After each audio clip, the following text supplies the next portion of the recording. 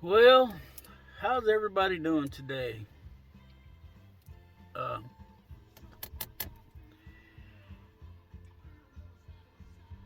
it's been quite a 24 hours for me in a way. Uh, I put out a video yesterday, put out two videos yesterday. Both of them did exceptionally well. The one was just a short video of Butch and uh, Skittles eating out of the same pan. It did exceptionally well for a video I put out. The other one was it was a longer form. It was, I think, about 27 minutes, and it has done exceptionally well. A lot of views, over 25 hours of watch time. It's just like, whoa. I don't, I know I've not had a video do that good in less than 24 hours since I started doing this. But anyway, it's it's raining here. It wasn't when I walked out here, but it started. As you can tell, I'm sitting in the truck. Rhonda's working. She don't want to have me disturbing her. Uh, anyway, I want to expand a little bit more right now on this diesel fuel shortage thing.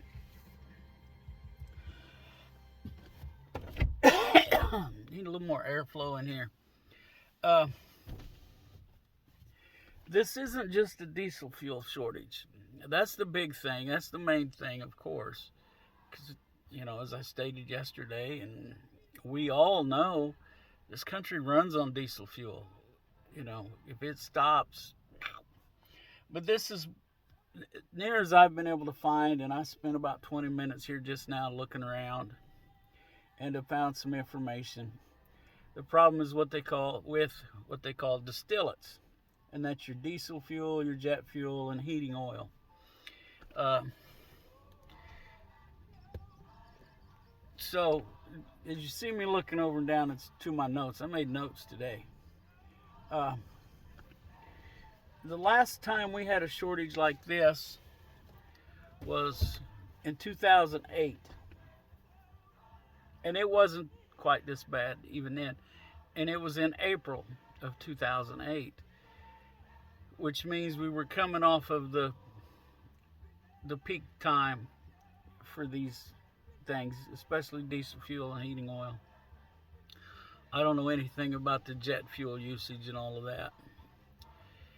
I really don't know much about the other two either, but I know, just like you do, that diesel fuel is what powers the United States. I mean, the trucks, the tractors, you know, just trains, everything runs on diesel. So, and usually the peak times is fall, when the farmers are getting their crops in, those that are due in the fall, or that are harvested in the fall typically. Uh, as well as it's time for people to start ordering their heating oil for the winter, so that causes a spike. Well, we're already behind here. Uh, and two, usually in the fall is when they do maintenance on the refineries. That's a factor. Now this is information I'm giving you right now is from Forbes article from October 30th. And refinery capacity is low. Now, I found another place that talked about why refinery capacity is low. I knew that we had a shortage of refineries. Nobody wants one built in their backyard, and the regulations, and it's just hard to get one built in the United States. Most of them are down along the Gulf Coast, but they still have throughout the country and other places. Well, this, okay, let me go ahead and finish up here. And another reason that Forbes claims is because of the war in Ukraine. Everybody's pretty in agreement on this one. We were importing 700,000 barrels of Russian oil and oil products a day. It just doesn't seem smart to me. But the first two, that's a constant. I'm not going to spend much time. Maintenance has to be done. It doesn't matter. You know, you got to change the oil in your car. You know, you got to give it a tune-up once in a while. You know, so those are constants. And you know, they can plan. They plan for maintenance. At least I hope they are. I mean, every company I work for usually tries to do preventative maintenance. So, you know, but the refinery capacity. Now, the oil companies know we need to build refineries, and they're trying. I mean, I'm sure of it. But between the government regulations that change often and no one wanting one built in their backyard, and I kind of understand, but I kind of don't. I mean, you know, that's why was the idea behind the Keystone pipelines. There was more than one of them. The one everybody talks about is the XL. It was an extra that they were going to build. But Canada doesn't. They send the majority of their oil to the United States to be refined. So they don't want to build any refineries. Which there's something there I want to talk to you about. But it's got to do with Canada, but it's not got anything to do with this oil situation, this fuel situation. So anyway, and then we were importing 700,000 barrels of oil from Russia a day. Oil and oil products, you know, so they bought some of this diesel fuel already processed. Same with the jet fuel and heating oil. I mean, I don't know the exact numbers. I didn't find that. But why? Why did we put that much faith in a country that has never been a good ally? I mean, even during World War II, they weren't that great of an ally. We were just an ally of convenience for them at that point. You know, we were saving them from Germany. But anyway, I don't understand why our government would do that. Of course, it's all about money. I understand that. You know, the companies had a lot to do with it. And, you know, I know that in the 90s especially, there was a lot of push, huge push for the global market. We want to compete on the global market. And at the time, yeah, cool. But I didn't understand what the global market actually meant to us here in the United States was that everybody sells us stuff, and that's pretty much it.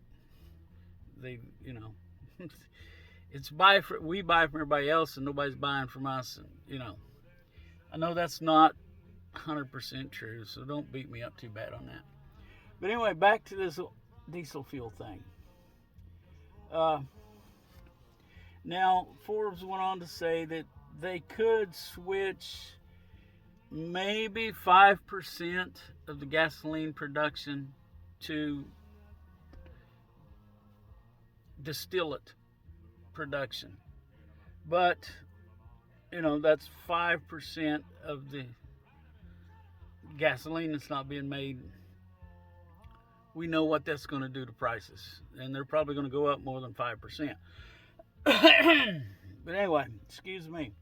So now I got on another website that had some different, not different, but a little more, breaks things down a little different. I think it was called TruckVid or something like that. I forgot to write it down. But if you go and I went on DuckDuckGo and just put in diesel fuel shortage 2022, and this is like the third one that came up. Okay, now this goes right to the refinery capacity issue. The East Coast, and that's where most of this problem is at, is on the East Coast. They used to have, 15 years ago, they had over a dozen refineries in the East. Now they got 7. Now there's a huge contributor. You know, you cut your production by almost 50%. That's going to cause prices to go up. Now that's just in the East Coast. That's not nationwide on those refinery numbers. Like I said, it took them 15 years and they got it down to 7 refineries in the East. That's a problem. They used to put out 1.64 billion with a B, barrels of oil daily. Or not, they didn't put out the oil, but they put out that much product. They refined that much oil, I guess. I should have wrote that down so I'd know exactly. My bad. I hate that phrase. Anybody else hate that phrase? My bad. Anyway, now they're only putting 818,000 barrels out. You know, that's a big drop. That math is too big a number for me to comprehend much. Now this I found interesting, but excuse me, one of these refineries that no longer exist, it declared bankruptcy. A refinery declaring bankruptcy. How are they not making money? I mean, really. And it could have been maintenance cost. It could have, meeting current regulations. There could have been a lot of reasons. But here's the part I find really interesting. They declared bankruptcy, and then shortly thereafter, the refinery burnt down. It was destroyed by fire. This article didn't address. That's pretty much all the information that I got right there, what I gave you, But that seems interesting to me that this refinery declares bankruptcy and then it burns and it's unusable, unrepairable. So, read into that what you will. Another problem with this shortage of distillates is what they call backwardization. Let me see what that right there. Backwardation. And it's spelled backwardation. BACKWARDATION. And what backwardation is. Okay, the Colonial Pipeline that I assume runs from Houston, Texas to New York City. It takes 18 days for the oil to get from Houston to New York City, or the distillate, whatever they're pumping. 18 days to get there. And the refineries are reluctant to ship it there because of this backwardation. And what they're afraid of and what backwardation means, according to this article, is that the price they sell it for in Houston will be higher than the price that they can sell it for in New York City. so they lose money. So they're reluctant to sell it because they're afraid of losing money, which just boggles my mind with the oil industry, you know.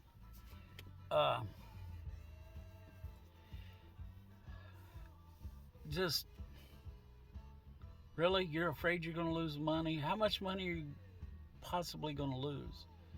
You know, and I know that fuel prices are volatile, but they don't tend to go down that fast. So that would lead me to think, and this is my opinion here, again, let me repeat my opinion, that they're just trying to manipulate the price. They want to keep those prices up. As much as I try to resist piling on the companies, what else can you think with something like that? They're afraid of backwardation, that they're afraid they sell it here, and by the time they get it there, the price, or they okay, I think I've gotten confused here. I know I've confused myself. I hope I haven't confused y'all too much. But what I'm assuming is like me with the pigs. I sell a pig, you come pay me for the pig, I give you the pig. So they come and they say, hey, we need some oil. The folks in Houston flip the switch. Well, at first they quote them a price. Okay, this is what we'll sell it to you for. And then they flip the switch, and boom, when it gets up there, that's when they pay. So they have to pay the price that it is. Say they send it on Monday, it gets there on Tuesday, they have to pay Tuesday's price. They have to sell it for Tuesday's price. So if the price goes down, oil company loses money. I hope that's clear. And the East Coast is looking at a 60% increase in price in these distillates. So I hope this clears things up a little bit about the diesel fuel shortage. I got a lot of comments on it, at least a lot from my channel.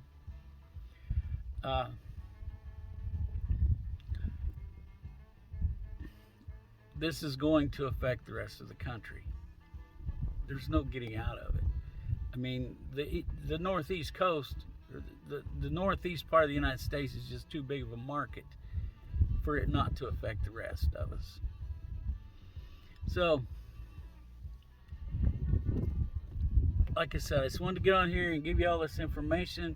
I got one comment that this is a distraction. And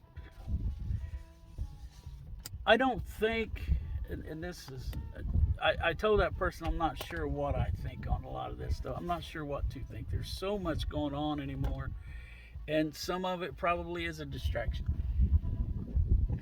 And here, I think the potential for shortage is real. But all of the media attention and the hype around it, I think that might be some distraction. And I'm not understanding why at this point.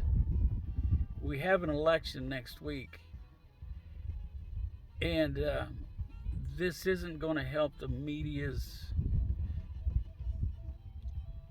generally supported party. So I can't quite, the timing of it seems off to me. But anyway, I'm going to stop this video for a little bit. I got to clear up some memory on my phone. Hopefully I won't lose those thoughts before I get back here. Okay, that didn't take too long, now did it?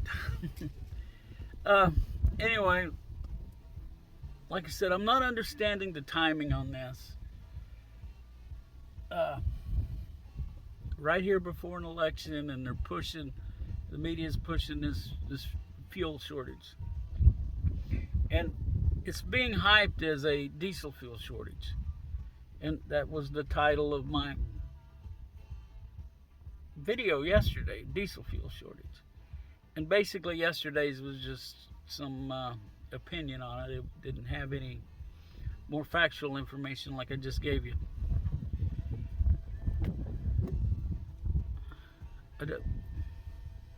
And maybe it is like someone commented, it's a distraction. You know, it's funny the way things are pushed anymore. I think it's been made pretty clear that the let's say traditional mainstream media has picked a side in this, and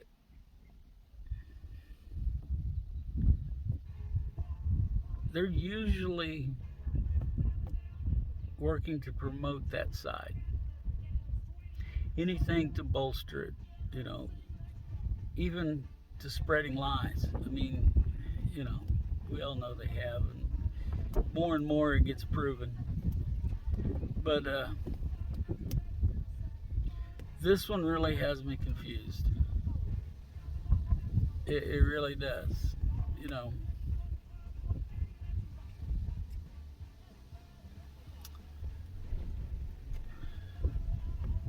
This,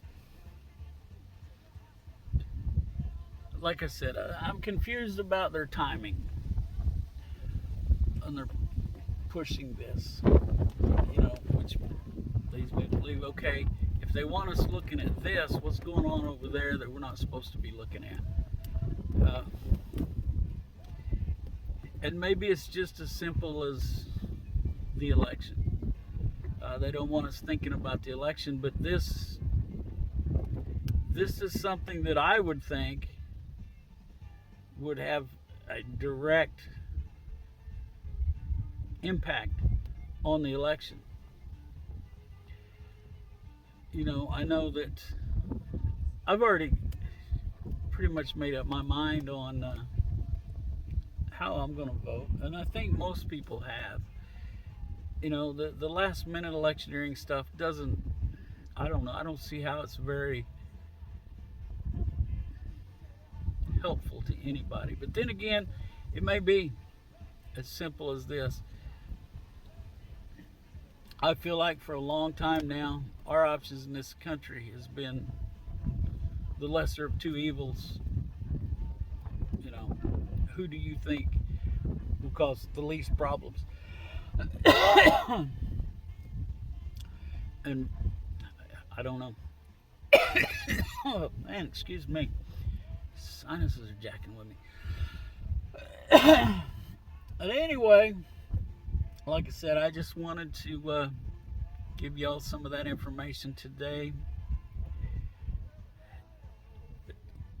because I'm not hearing any of that. I haven't heard any of this anywhere else that I usually get information from. I had to dig it up.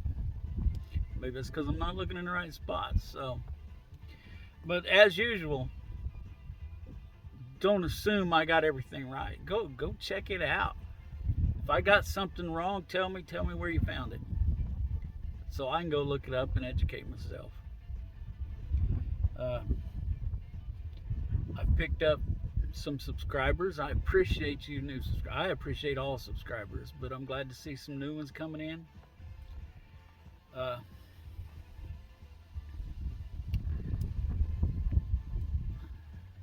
And I think I'm going to wrap this up, because I want to keep it pretty much on this one topic for this video.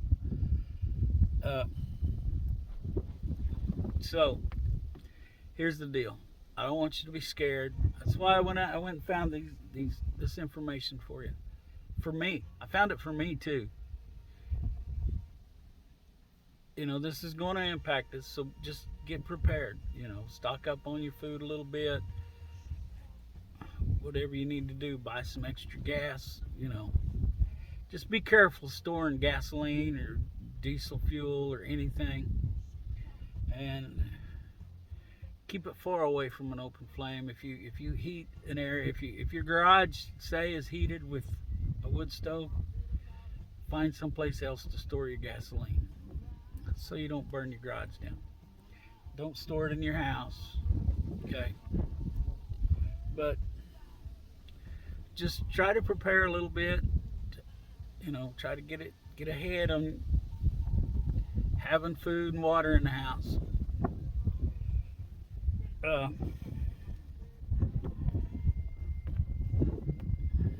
Like I said, go look it up. There's a lot of scary things out there right now, and while I want my channel to grow, I would like to have it monetized. I don't want to do it on fear. You know, that's why I went and found this information, because I'd hear from this source, oh, we're going to run out of diesel fuel. And this source said, no, we're not going to run out of diesel fuel. And I get out there looking, and it's not just diesel fuel. And no, we're not likely to run out anytime soon. Like I stated yesterday, here a while back, and I quoted that too. The story was that we only had 25 days of diesel fuel left. Well, that would be, like I said yesterday, if we stopped refining today, that would have been 25 days, and we would have ran out. Well, we're not stopping refining, and the problem is many things, and even COVID factors in to some degree.